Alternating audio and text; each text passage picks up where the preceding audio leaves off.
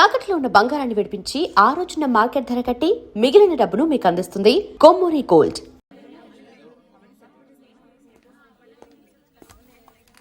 Hello నందు,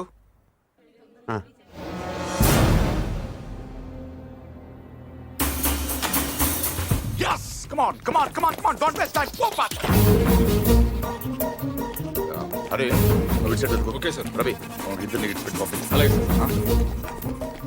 cover this areas Ravi sir. అలాగే first ఫ్లోర్కి వెళ్ళి అక్కడ తెచ్చుకో and cover the back yard. Okay sir. Sorry Murthy గారు, సారీ ఫర్ ఇన్కన్వీనియన్స్. ఏంటి దొరికాడా? Late sir. వెనక్కి వెళ్ళెత్తుకండి. బై మూర్తి గారు, మీ ఇంట్లో ఉన్నాడు కుర్రోడు. వాడు మీ మనోడు కాదు, వాడి పేరు Nandu. He's a professional killer. Opposition leader Sivareddy murder కేసులో వాడి కోసం వెతుకుతున్నాను. ఎస్ఐని టీవీ దగ్గర రమ్మని చెప్పు.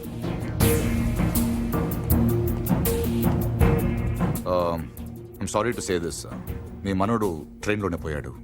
వాడి బాడీ గాంధీ హాస్పిటల్ మార్చురీలో ఉంది. ఏంటి? దొరకలేదు సార్. నాకు తెలుసు వాడు దొరకడు.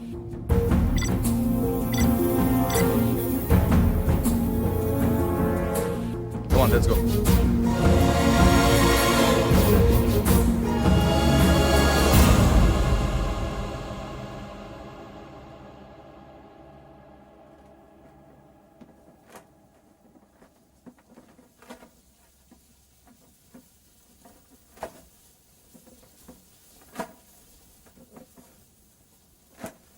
అసలు ఇంట్లో ఉంది మనవాడో మనవాడు కాడో ఎవడో బయటోడు వచ్చి చెప్తే తప్ప తెలుసుకోలేని స్థితిలో ఉన్నాం మనం.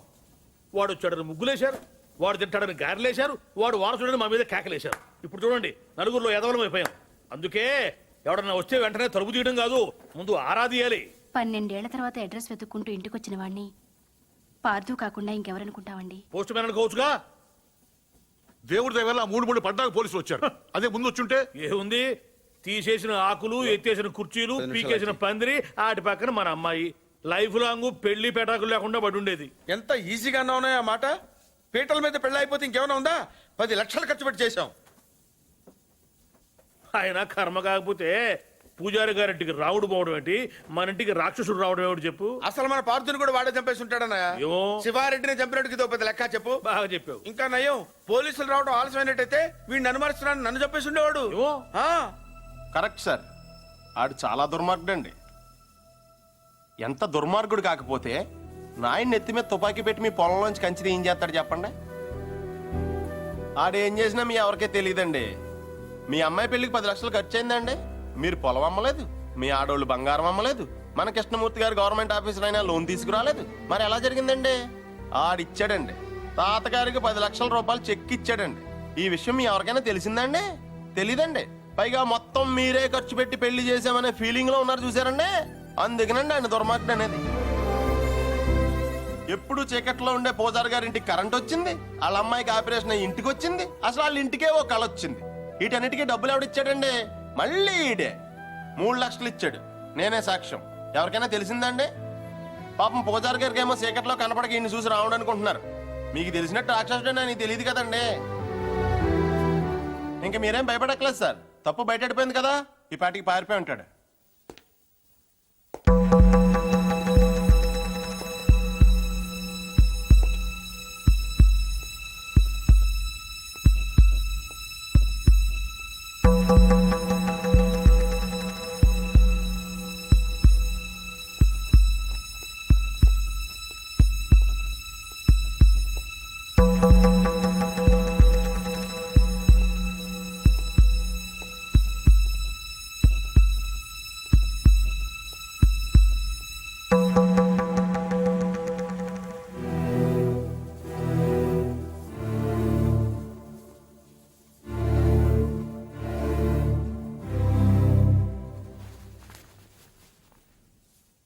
నిజం చెప్పే ధైర్యం లేనివాడికి అబద్ధం ఆడే హక్కు లేదు. నాకు ధైర్యం ఉంది. అందుకే పార్థు లేడని నిజం చెప్పడానికి ఇక్కడికి వచ్చాను. కానీ ఆవిడని చూశాక పార్థు రాలేడని చెప్పాలనుకున్నాను. మిమ్మల్ని చూశాక ఆ మాట కూడా చెప్పలేకపోయాను. అబద్ధం ఆడాను. అబద్ధం మాత్రమే ఆడాను. మోసం చేయలేదు. రెంట్కి పెద్ద తేడా ఏంటో. నిజం చెప్పకపోవటం అబద్ధం, అబద్ధాన్ని నిజం చేయాలనుకోవటం మోసం. నేను పార్తు అని అబద్ధం చెప్పాను. నేనే పార్తు అవ్వాలని మోసం చేయలేదు. అందుకే ఎవరు అనుమానించినా భరించాను, ఎవరు అవమానించినా సహించాను, ఎవరు ప్రేమించినా తలంచాను. పోలీసులకు దొరకకుండా తప్పించుకున్నా వెనక్కి తిరిగి రావడానికి కారణం ఒకటే ఈ ఇంట్లో నేను సమాధానం చెప్పాల్సిన మనుషులు ఇద్దరున్నారు. ఒకళ్ళు మీరు, ఇంకొకళ్ళు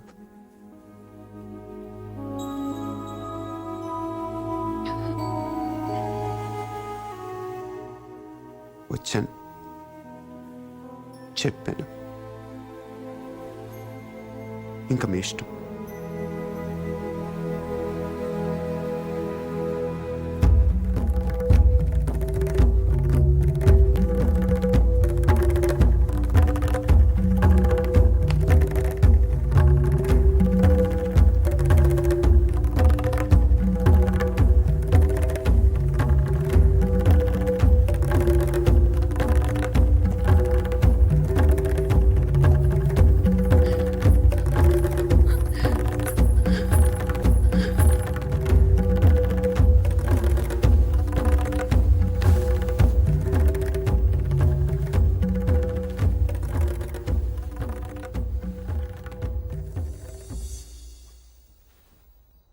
కింద వాళ్ళందరూ నిన్ను రకరకాల ప్రశ్నలు అడిగారు. ఎందుకు నువ్వు పార్థు అని అబద్ధం చెప్పావు, ఎందుకు అలా చేశావు, ఎందుకు ఇలా చేశావని. నేను ఒకే ఒక్క ప్రశ్న అడుగుతున్నాను, సమాధానం చెప్తావా? ఎవడో రైల్లో పోలీస్ కాల్పుల్లో చనిపోతే నీ దారిన నువ్వు పారిపోకుండా వాడి ఇల్లు వెతుక్కుంటూ ఇంత దూరం ఎందుకు వచ్చావు? వాళ్ళ పొలం సమస్యల్లో ఉంటే నువ్వెందుకు తీర్చావు? వాళ్ళ పిల్ల పెళ్ళంటే నువ్వెందుకు డబ్బులు ఇచ్చావు? వాళ్ళు తిడితే ఎందుకు పడ్డావు? ఏవి చెయ్యలేని నాలాంటి ముసలాడి ముందు తలంచుకుని మోకాళ్ళ మీద ఎందుకు కూర్చున్నావు? అందుకే నువ్వే పార్థువి, నువ్వే నా పార్థువి. నేను నిన్నేవి అడగను. అడిగితే నా ఇళ్ళంటి మనిషిని ఎలా ఒప్పించావని పొలంలోంచి కంచి తీయించేసిన రోజే నిన్ను అడిగి ఉండాల్సింది. 25 ఏళ్ల వయస్సులో 10 లక్షలు చెక్కిచ్చావంటే ఏం చేస్తున్నావు నువ్వు అని ఆ రోజు నేను అడిగి ఉండాల్సింది. అప్పుడు అడగలేదు, ఇప్పుడు అడిగే అర్హత లేదు.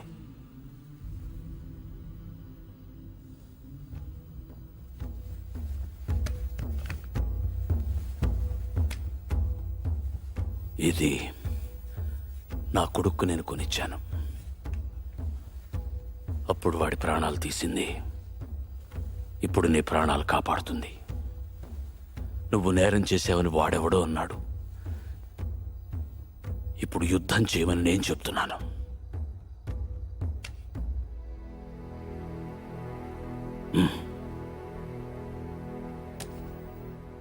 వెళ్ళు, గెలిస్తేరా, కలవకపోతే నువ్వేమైపోయావనే నిజం నాకు తెలియనివ్వకు. ఈ వయసులో నాకు కావాల్సింది అబద్ధాలు నిజాలు కావు, జ్ఞాపకాలు. నీ వల్ల అవి నాకు బోల్డెన్నున్నాయి, చాలు.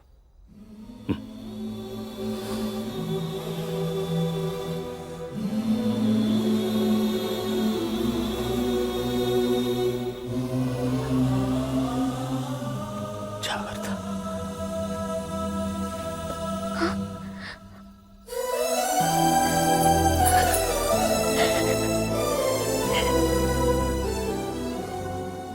నేను వస్తాను.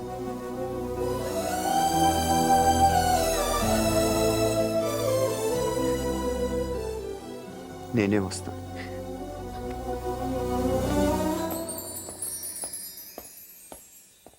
పొజిషన్ అంటే బ్రహ్మాండంగా ఉందండి. ఉత్తరాంధ్ర కూడా స్వీప్ అని అంటున్నారు. ఎన్ని సార్, సీట్లు ఫోన్ వస్తాయి? సార్. 30కి దగ్గర 30 అంటే వరకు మనుషులు సార్. కాదు కానీ-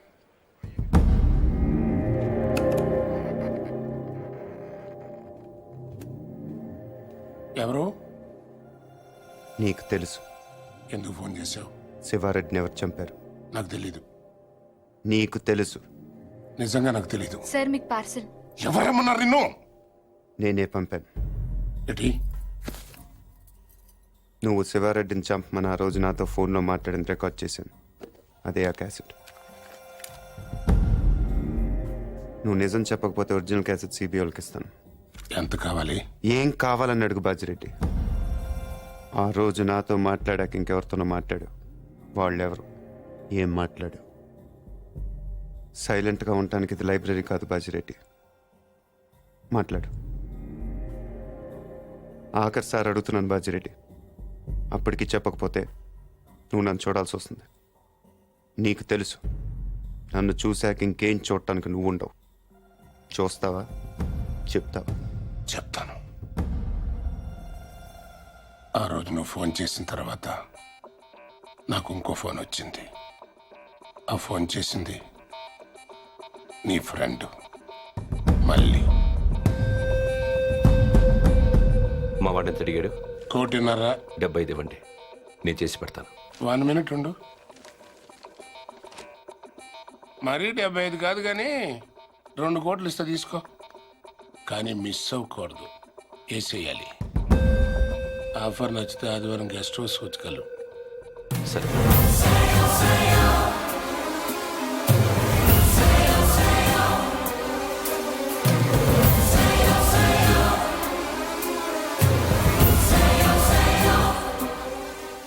మళ్ళీ ఎక్కడ? కావాలంటే నువ్వు వాడిని చంపేసుకో, నేను అడ్రాను. రేపు నేను సీఎం అయిన తర్వాత నీ మీదకి ఏ కేసు రాకుండా నేను చూసుకుంటాను. ప్లీజ్ దీని ఒరిజినల్ కేసెట్ నాకు ఇచ్చేసేయి. సారీ బాజిరెడ్డి, నేను అబద్ధం చెప్పాను. నువ్వు ఆ రోజు మాట్లాడింది రికార్డ్ చేయలేదు. మరిది ఎంటీ. కానీ ఇప్పుడు మాట్లాడింది రికార్డ్ చేశాను.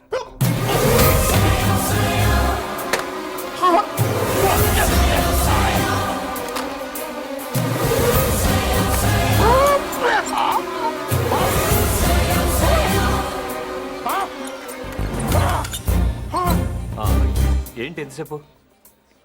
ఫోన్ డెడ్ అయింది. చాలా బిజీగా ఉన్నారు. Evening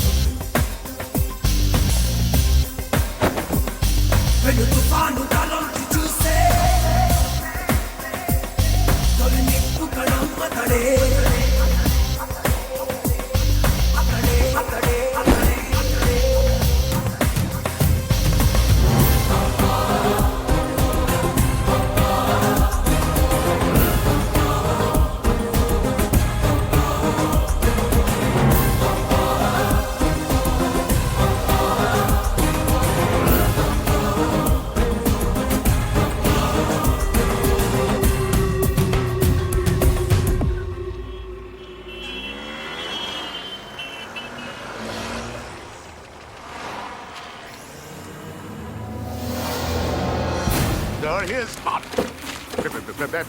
Come on, get the car.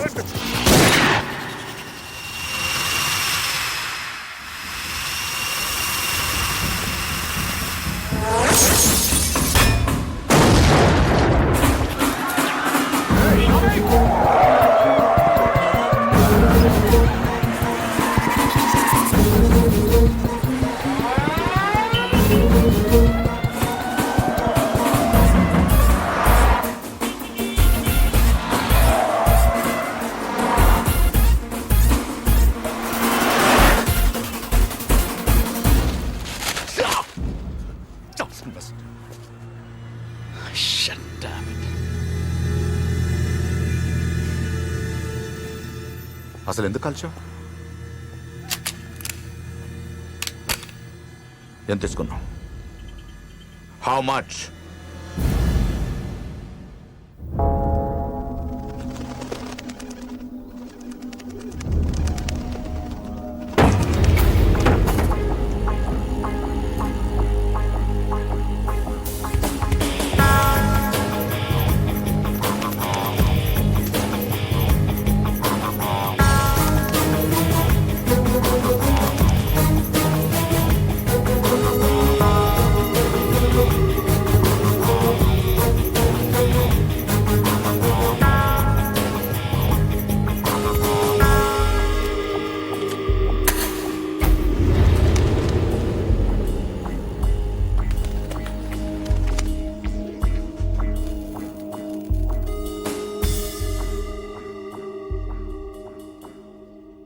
ఎందుకు చేసావు మళ్ళీ? నీ మీద నాకేం కోపం లేదు నందు, అలా అని ప్రేమ కూడా లేదు. ఇద్దరం కలిసి ఒకరిని చంపేవాళ్ళం, అంతేగాని ఒకళ్ళ కోసం ఒకళ్ళు చచ్చేంత రిలేషన్ ఏం లేదుగా మన ఇద్దరికి. ఒకళ్ళనొకళ్ళు చంపుకునే అంత గొడవలు కూడా లేవుగా మన ఇద్దరికి. నేను అవే ఆలోచించలేదు నందు. ఎస్కేప్ చేస్తే నువ్వు 50 లక్షలు ఇస్తావు, చంపితే బాజిరెడ్డి 2 కోట్లు ఇస్తాడు. ఓకే, వాడిని చంపి నీ మీద తోసేస్తే నాకు 2.5 వస్తుంది, అంతే. అదొకటి ఆలోచించాను. తప్పు చేసావు మళ్ళీ, తప్పు చేసావు. అసలు మనం చేసేది తప్పు నందు, దాన్ని కరెక్ట్గా చేయాలనుకోవడం ఇంకా తప్పు. చంపడం తప్పు కాదు మళ్ళీ, మన్ని చంపాలనుకునే వాడిని చంపటం యుద్ధం, మన్ని కావాలనుకునే వాళ్ళని చంపటం నేరం, మన్ని మోసం చేయాలనుకునే వాడిని చంపటం న్యాయం. నువ్వు నేరం చేసావు.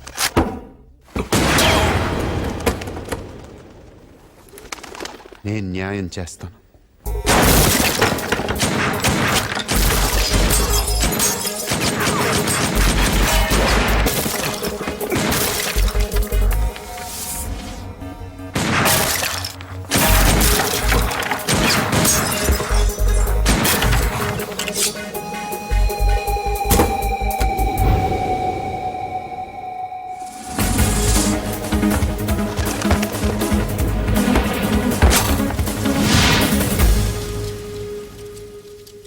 లేట్ అయ్యో మళ్ళీ.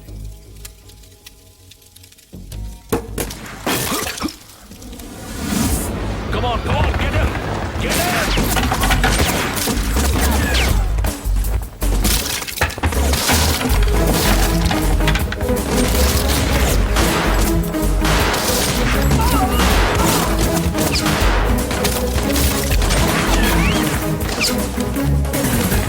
Come on, get him faster! Hey, go that side, quick it!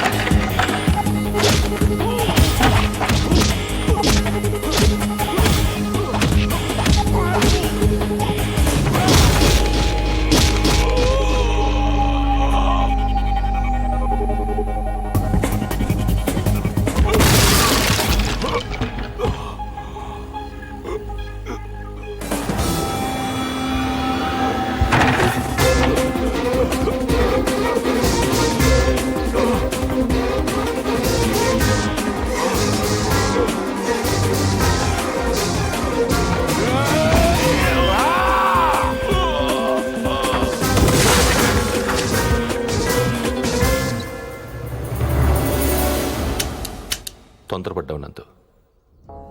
మరి నీ ఎంత మంచోళ్ళు బతుకుండకూడదు. నాకు ఇష్టం ఉండదు.